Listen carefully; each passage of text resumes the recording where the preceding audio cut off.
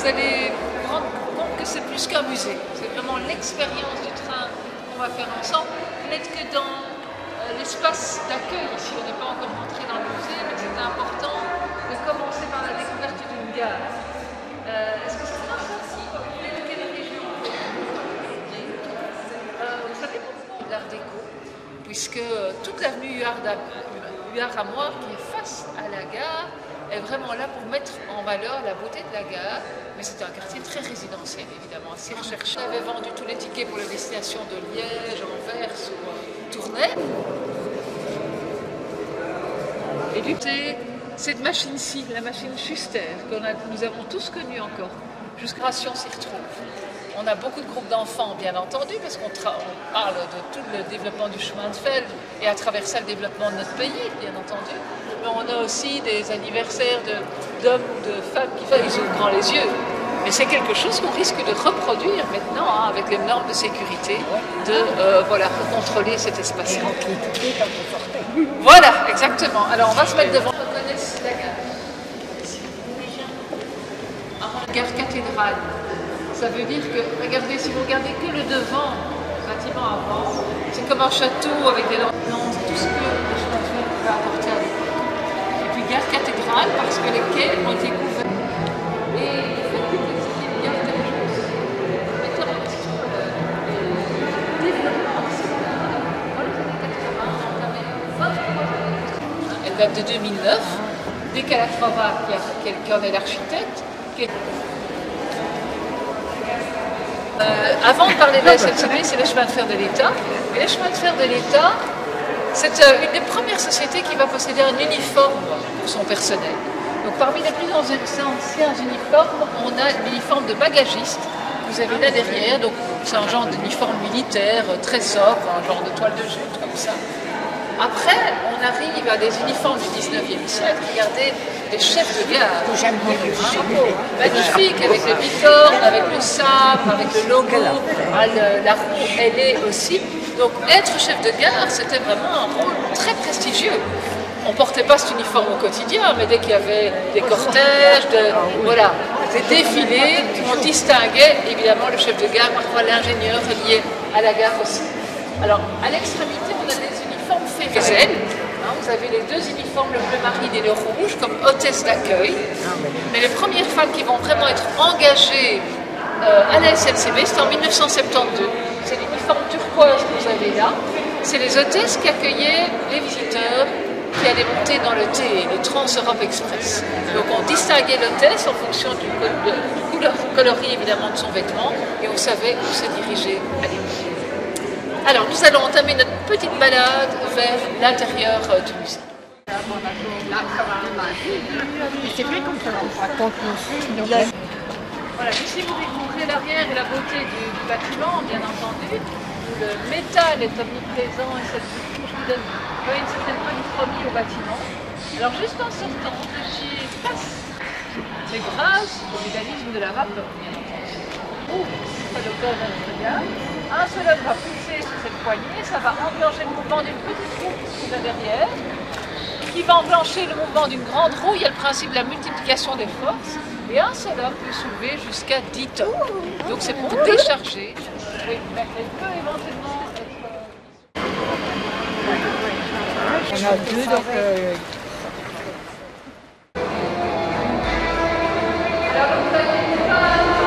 Devant vous, une carte qui va bientôt s'éclairer.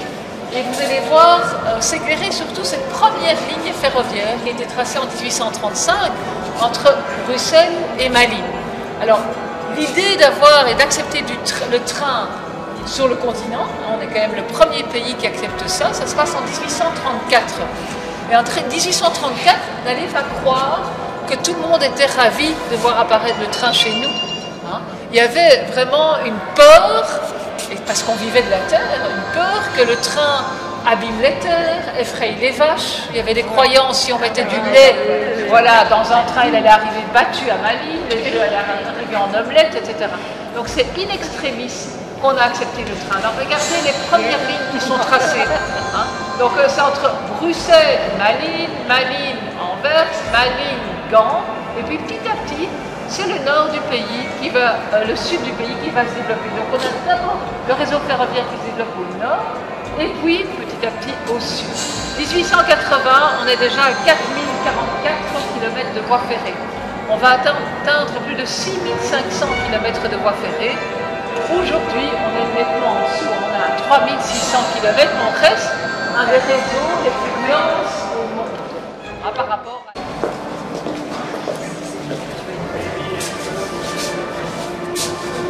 Cette journée qui est la journée du siècle, 1835, le 5 mai, le train démarre pour la première fois de l'année verte à Bruxelles. Ces derniers étaient invités à monter dans les 3 convois. 3 convois qui sont tirés par 3 locomotives. Ici, vous voyez la locomotive qu'on appelle la Flèche. La deuxième locomotive s'appelait la Stephenson, celui qui a inventé le principe. Et la troisième locomotive, vous le voyez là au-dessus, c'est l'éléphant. 1 heure pour atteindre la ville de Malais. On était tout à fait capable de le faire en 1 demi-heure. On a voulu racheter les gens, pas être trop vite. Et aussi pour monter la beauté de la machine et de la locomotive. Maintenant, ce que tous les livres d'histoire oublient de raconter, c'est que ces 900 invités, ils ont été tirés par une seule locomotive, l'éléphant, pour le chemin du retour. Et l'éléphant est tombé en panne dès le premier jour, en pleine nature, par manque d'eau. En fait, on ne gérait pas encore très bien les provisions d'eau, de bois de charbon par la suite. Et donc, ces gens ont attendu pendant 2 heures qu'on réapprovisionne la locomotive en eau. Mais on a oublié cet élément parce que voilà, ce n'est pas très porteur pour le développement du chemin de fer. Alors nous allons voir ces locomotives d'un petit peu.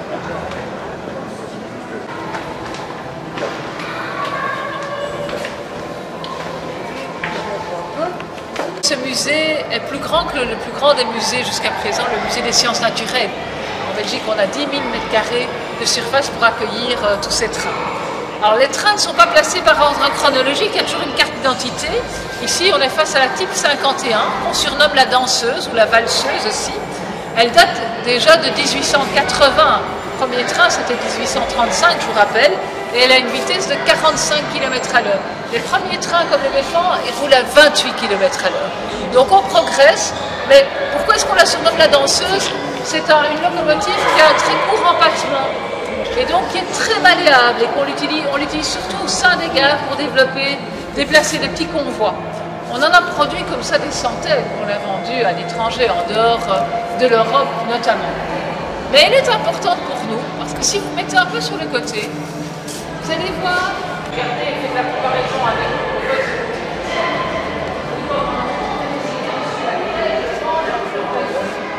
Là, on a déjà protégé, vous avez vu là en haut, c'est une maquette, c'est une reproduction du premier éléphant. Ici, c'est l'original.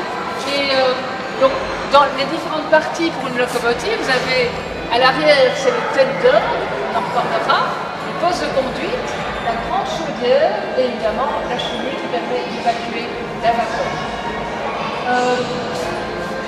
Rappelez-vous cette carte ici, qui s'illumine.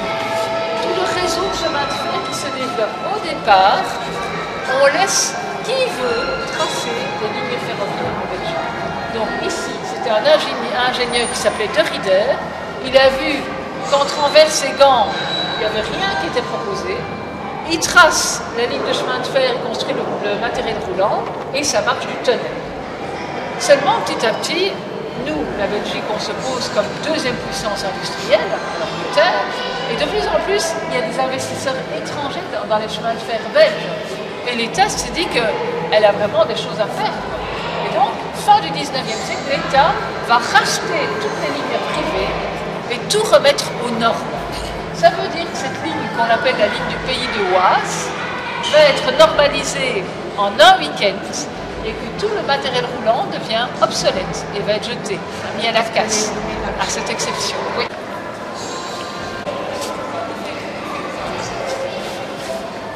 C'était leur possession. Pendant des décennies, ils vont conduire la même machine et on dit que la machine est titularisée. Donc ils vont la bichonner, cette machine. Et ils ont intérêt tous les deux à très bien s'entendre. Ils forment un duo et c'est vraiment comme une danse qui va se faire à deux. Donc il y en a un, regardez déjà l'importance du tender, bien entendu. Quand vous comparez la Type 18 avec le tender de 1844, or ici on est en 1895, hein, juste avant, autour de 1900, ben, il n'y a pas photo hein, entre les deux. Alors, il y en a un qui va prendre avec une pelle comme ça, une réserve de charbon, qui va, j'espère que vous n'avez pas trop chaud devant.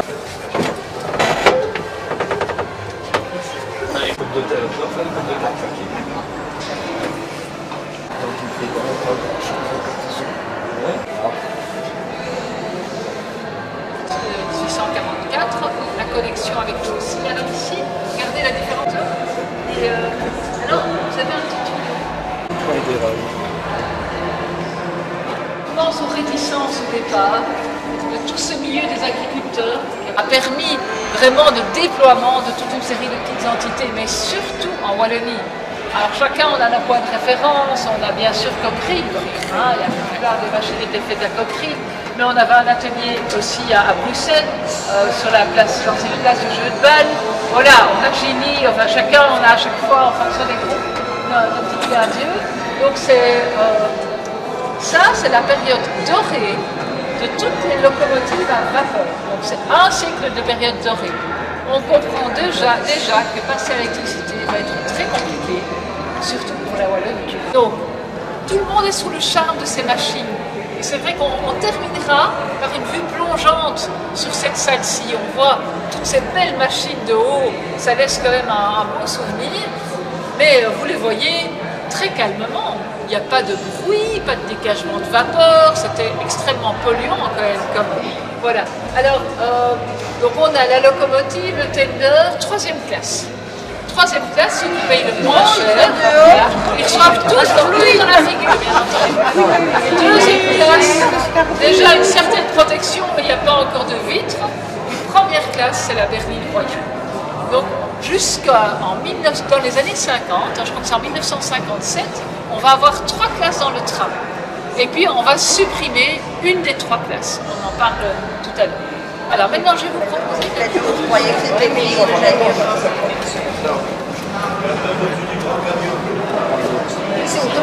Alors, on est sur une ligne de chemin de fer, on voit sur un rail en acier. C'est déjà beaucoup plus facile. Pour obtenir aujourd'hui ce rapport acier sur acier. Et un seul homme peut pousser 10 tonnes sans problème. Voilà, donc ça c'est vraiment l'évolution. On va avancer par ici. Oui. Alors justement, quelqu'un parlait des normes de sécurité. Vous imaginez au 19e siècle, tant que le chemin de fer et les panneaux de signalisation n'étaient pas électrifiés, on dépendait très fort de la lumière du jour. Donc pour les cheminots qui travaillaient en journée sur la réparation des voies, etc., on les avertissait d'un danger par le système des drapeaux, les porte-voix, et alors petit à petit des alarmes qui étaient manuelles. C'est vrai que l'électrification du réseau va aider par rapport à ça. Avant, les lanternes jouaient un rôle très très important pour les cheminots. On va en voir de très belles dans le grenier aussi. Mais non, c'est spécialement votre groupe. Alors, on va imaginer qu'on conduit tous un train, d'accord? On arrive, avancez, il n'y a aucun danger de marcher ici, n'ayez pas peur, tous les groupes passent par là. On conduit tous notre train, on arrive à un passage à niveau et on rencontre ce panneau-ci. Qu'est-ce qu'il nous donne comme information, vous voyez? 5 km/h. C'est effectivement une vitesse. On pourra traverser à 5 km/h. Je crois que c'est la première fois qu'on le trouve. Bravo, madame. Et après, qu'est-ce qu'il faudra faire en traversant? Non, regardez, ça commence par un R. Donc je vous donne une indication. Qu'est-ce qu'on doit faire? C'est une action, effectivement. Sans frein. Sans freiner. Il n'y avait pas encore dit. C'est siffler. Siffler ou flûte si on est néerlandophone. Donc tous ces panneaux sont parfaitement bilingues et évidemment tous les conducteurs de train avec un...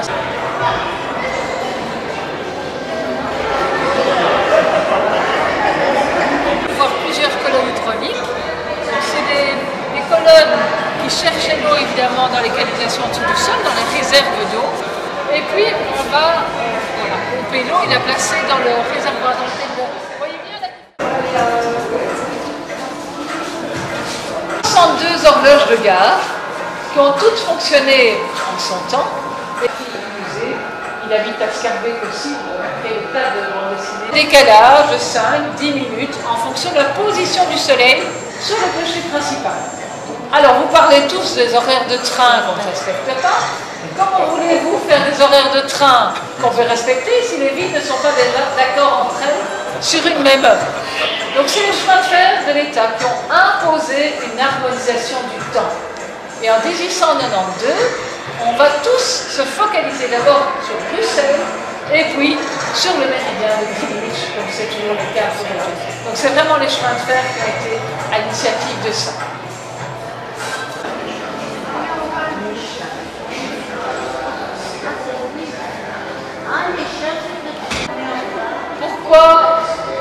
Pourquoi ce grenier? C'est vraiment pour rendre hommage aux Ch'tikouf.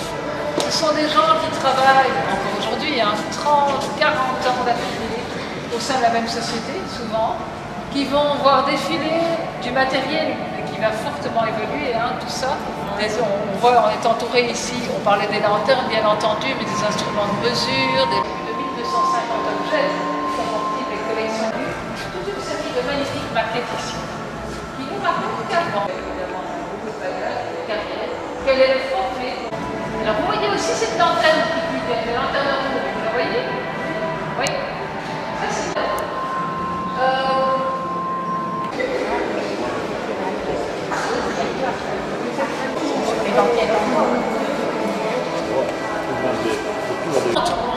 Dans la gare.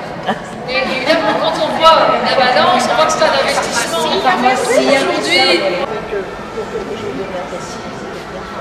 ah ouais. Lille et Bruxelles. En moins d'une heure. Non, pardon, entre Ostende et Bruxelles en moins d'une heure. On va faire un dernier voyage entre les deux. Mais Ostende, Bruxelles, moins d'une heure, ça veut dire que c'est plus rapide. Une rapidité extraordinaire, c'est une façon de donner des IMO actuellement. Alors, on a la hauteur des routes ici, avec toute la locomotive, pas encore les voitures derrière. C'est excessivement important. Et la hauteur des routes, on est à plus de 2,30 m de hauteur.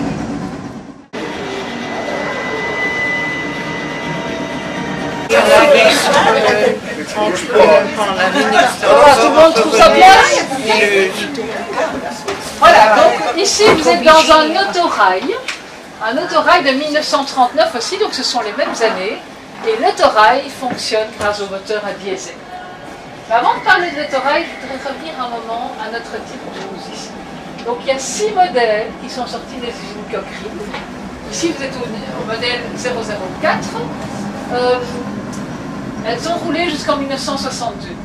Et en 62, on se dit, ok, la vapeur ça coûte beaucoup trop cher. En fait, à partir des années 30, le charbon va coûter de plus en plus cher. On arrive dans des grandes années de crise et on ne garde la vapeur que pour les lignes principales. Pour les lignes secondaires, on va faire d'autres essais, notamment le diesel. Et en 62, on se dit, ok, maintenant on va supprimer ces 6 modèles. Les 6 modèles arrivent à la gare du Midi. Le chef de gare démolit les 5 premières et le numéro 6, il a le ventre qui serre et décide discrètement de la cacher dans la gare du Midi. Donc ce train-là a été vraiment sauvé in extremis de la démolition. Et pourtant, historiquement, c'est un train très important. On l'appelle le train fantôme. Dans les derniers jours de la Deuxième Guerre mondiale, donc il y avait des Allemands qui étaient à Bruxelles, mais ils savaient très bien que les Alliés allaient bientôt arriver. Et ils ont voulu se venger. Ils ont enfermé dans ce train-là 1500 prisonniers. Ils ont fait démarrer le train à la gare du Midi pour prendre la direction d'Auschwitz. Et il y a eu un tel réseau de résistance au sein des conducteurs de train, des cheminots, etc., que les Allemands ne se sont pas rendus compte que pendant 24 heures, ils ont tourné tout autour de Bruxelles. Ils n'ont pas repéré au niveau du paysage. Et 24 heures après, les Alliés ont arrêté le train et les 1500 prisonniers ont été libérés. Donc c'est une des toutes belles histoires de la résistance, bien entendu. Des trams et des métros, il y a un poste de conduite à l'avant, à l'arrière.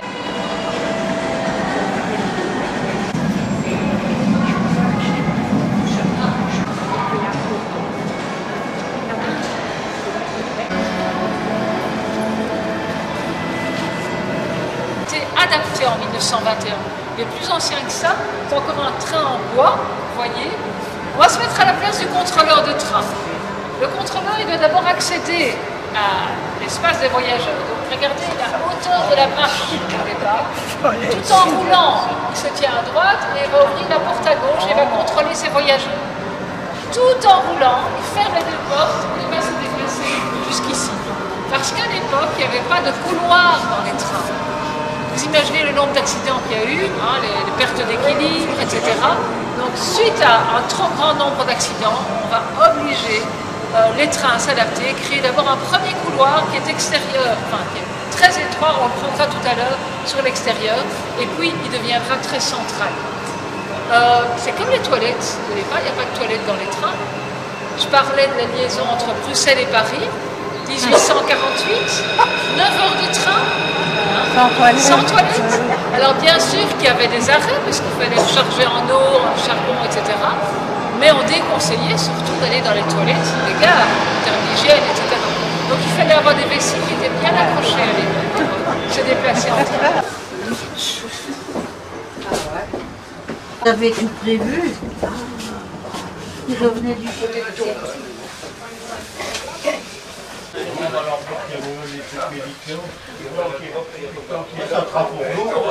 Centre du train, toujours très important.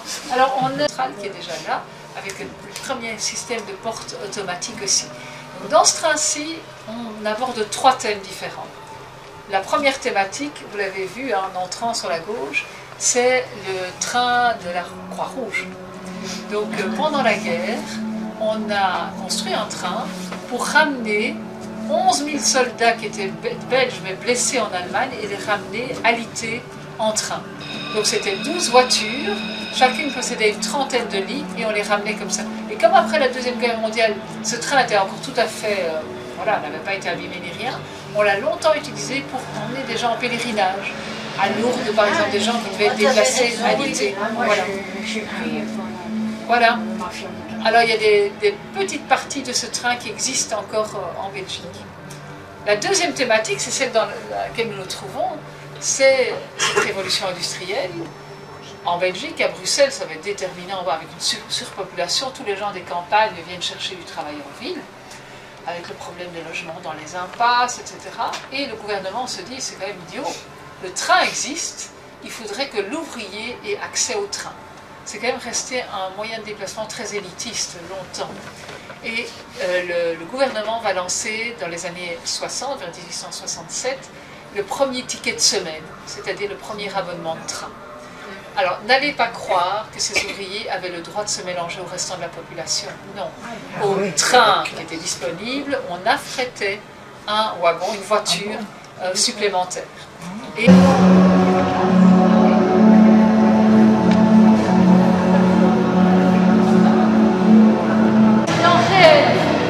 en janvier 2015, quelqu'un qui a cru qu'il serait plus rapide que le train et il s'est senti bloqué sur le passage à niveau. Il a eu le temps, heureusement, de sortir la carcasse. Il a eu l'intelligence de sortir sa voiture une fois qu'il était coincé. Et la voiture, il n'en reste plus rien. Alors chaque année, il y a encore une quarantaine d'accidents qui se passent sur les réseaux ferroviaires. Voilà. Et en fait, les amendes sont très sévères, heureusement, mais c'est pour notre sécurité. Dites-vous bien qu'un train, n'importe quel train, il met minimum 1 km pour arriver à l'arrêt ou freiner fortement depuis la quasi-obligation. Notre prudence, parfois, c'est de la distraction aussi.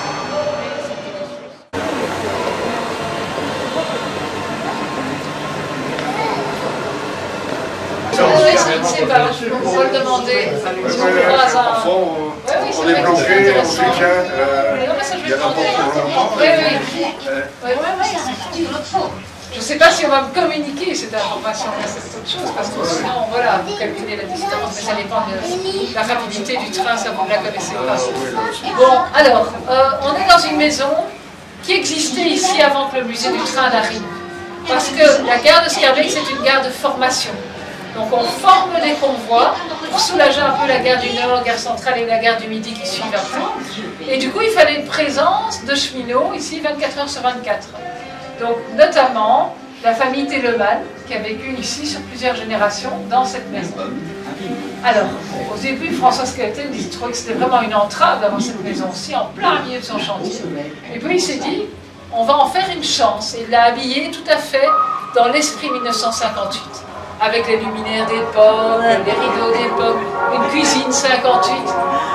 Voilà.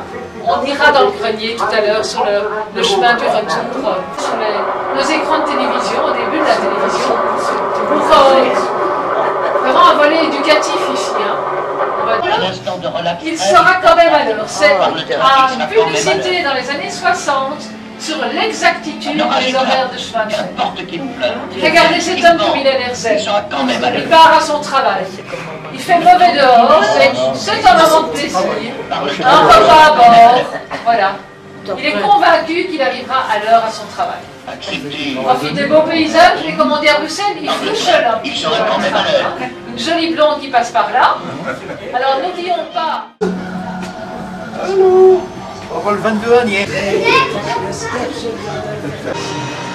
Comme seule possibilité de respiration utilisée, qui est passé ici en gare de Scarbeck, et on visionne un film qui est tout à fait, c'est pas du cinéma, hein, c'est des images qu'on possède de cette époque-là, c'est la réalité. Voilà. On le met un peu à l'écart parce qu'avec les jeunes enfants. Et alors, c'est fermé et... Il est de plus en plus accessible. Et petit à petit, les familles. Alors il y a quelque chose, une décision photographique, c'est en 1936, une semaine de congé. Ça, c'est la grande nouveauté. Eh bien, les chemins de fer, enfin, la SNCB à l'époque, va en profiter pleinement pour valoriser toute une série de destinations. On le voit à travers des affiches, bien entendu. On va passer une semaine à la côte belge, aller dans les Fagnes, visiter éventuellement quelques chefs-d'œuvre en Europe, ou le sommet de l'exotisme à l'époque, c'est de passer une semaine dans un train qui reste en gare de Gand, par exemple. Vous faites comme une semaine, on va vous proposer de voyager en restant dans un train. On va marcher dans...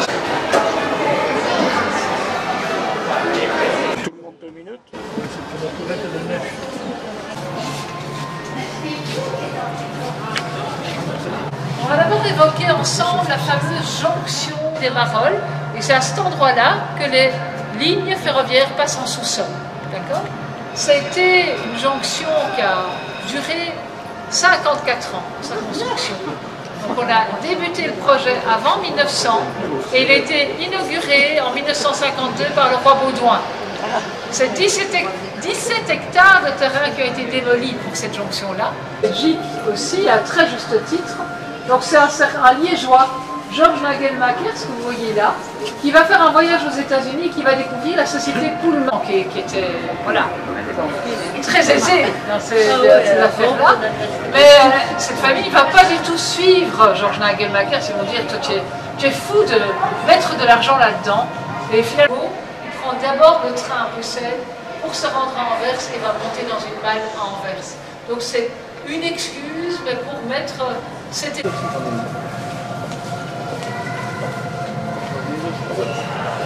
Ouais.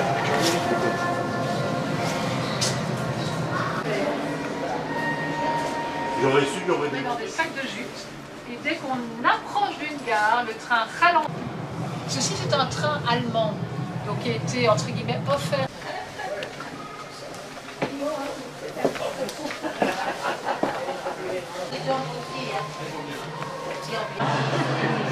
Nous n'avons pas les mêmes balles.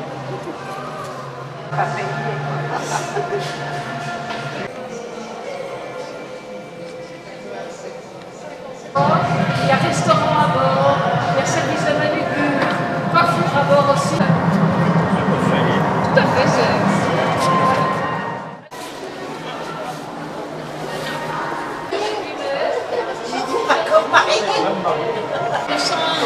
mais surtout, je l'ai dit, les caches radiateurs.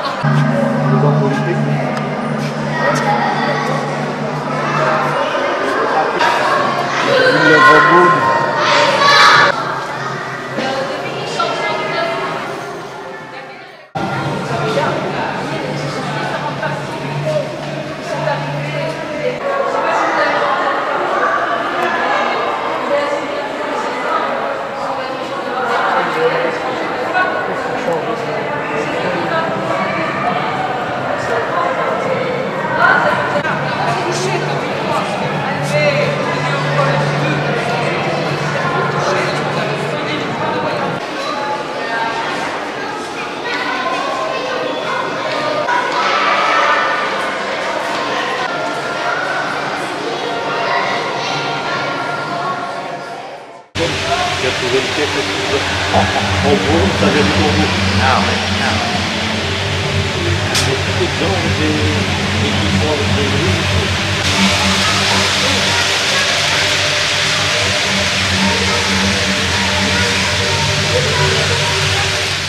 100 km/h, vous allez avoir un petit avertissement. En fait, c'est garé au bon endroit. Donc là, vous pouvez continuer, vous allez directement orienter vers le bouquet. Tout ça se fait automatiquement aujourd'hui. Et vous allez garer tout au bout, parce que vous avez vos voyageurs qui sont loin derrière. Donc là, vous ralentissez un peu, ralentissez, oui. Bien ralenti, vous allez trop vite là. Et après, Ralenti. oui, il serait un peu... C'est pas grave. Les voyageurs ne vont pas avoir l'occasion de sortir du train. C'est pas grave. Les rouges et tout, c'est pas grave. On continue tout droit. Voilà. Il faut y démarrer. Là, vous pouvez y aller. J'entends les voyageurs qui râlent derrière vous. Mais c'est pas grave. Alors là, comme on quitte la gare, vous ne pouvez pas dépasser 40 km à l'heure. Vous voyez, c'est indiqué sur l'écran là. Mais voilà, c'est pas très grave. Hein.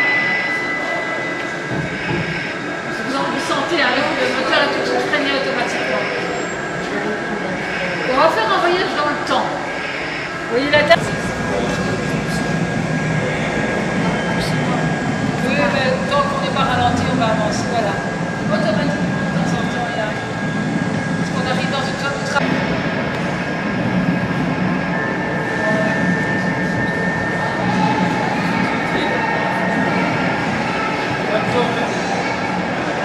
Voilà, vous klaxonnez. Et vous pouvez tout lâcher. C'est plus vous qui décidez.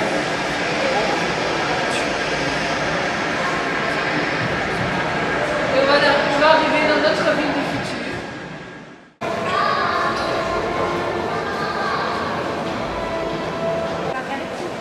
Non, ça va.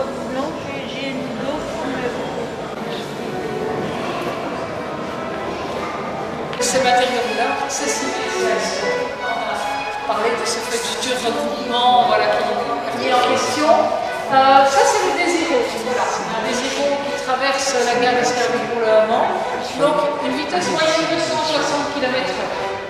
Ça, c'est la deuxième génération de l'Eurostar. Et là, ils ont 360 km/h. Pour aller plus vite, il faut aller en Asie.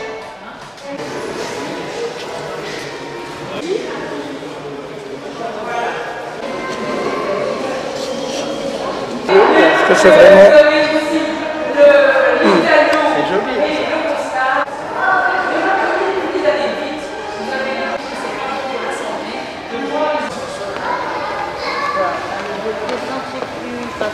Qu'est-ce? Merci.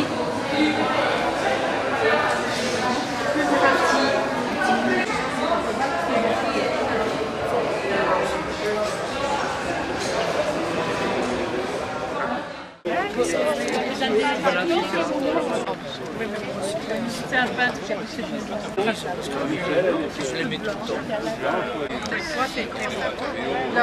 Et ici, il a fait des frais dedans. Avoir chaud. Et encore bien chez vous. Ah oui, là, c'est...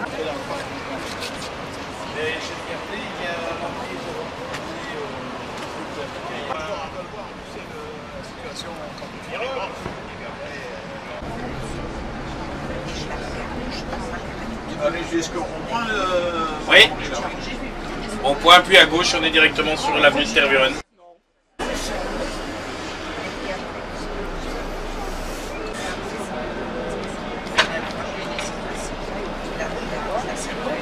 Après, j'ai attendu qu'ils arrivent pour le... Non, ça c'est pas vrai.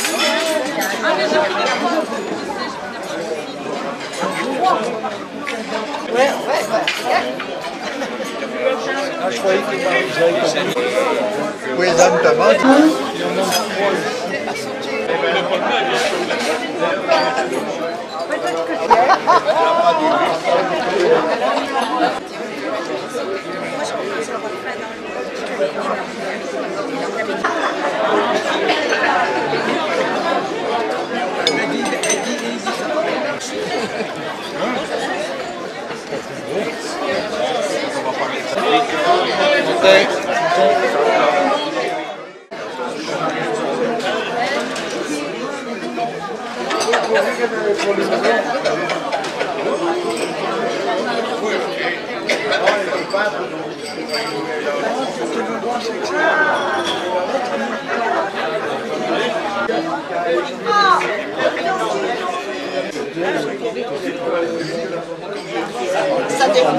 Ça dépend.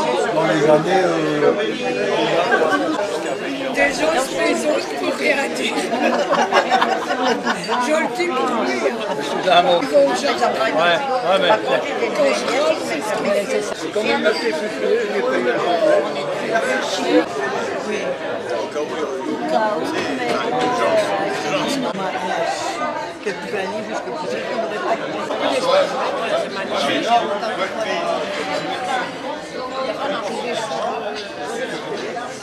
Oui.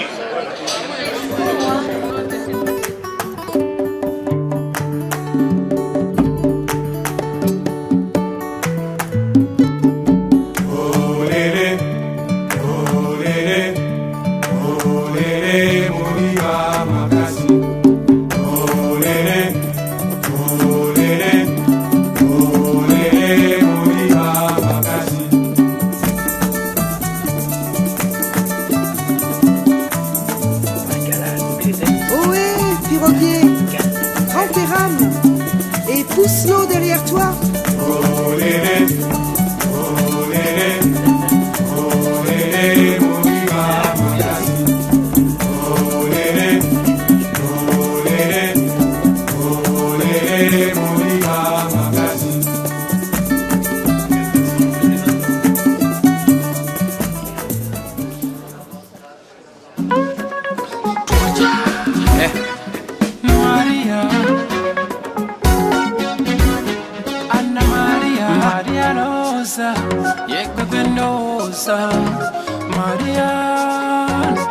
Maria Rosa, ay bo.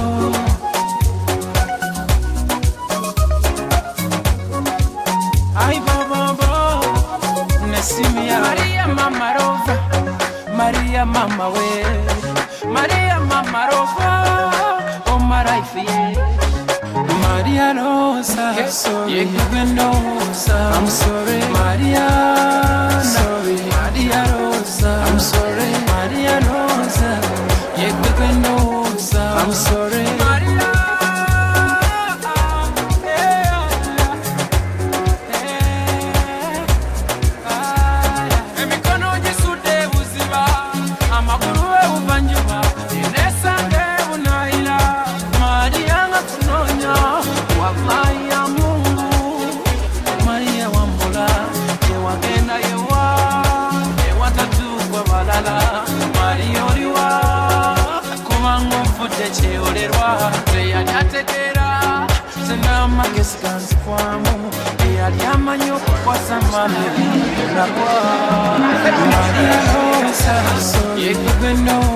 I'm sorry, Maria. Sorry, Maria Rosa. I'm sorry, Maria Rosa. I'm sorry, Maria.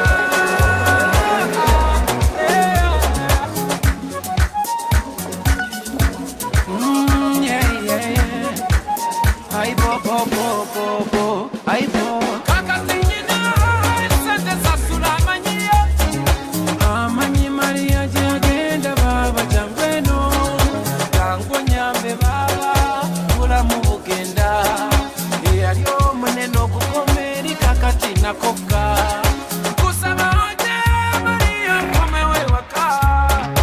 I'm sorry, my sweet lover, Mama Maria. Nayagala nkore mpisembi Mama Maria zewagana. Nayagala nkore ndispurine ekivubuka. Ti amo Maria, je t'aime Mariana. Sorry my dear, je t'aime Maria. Maria Rosa, you can know. I'm sorry, Maria.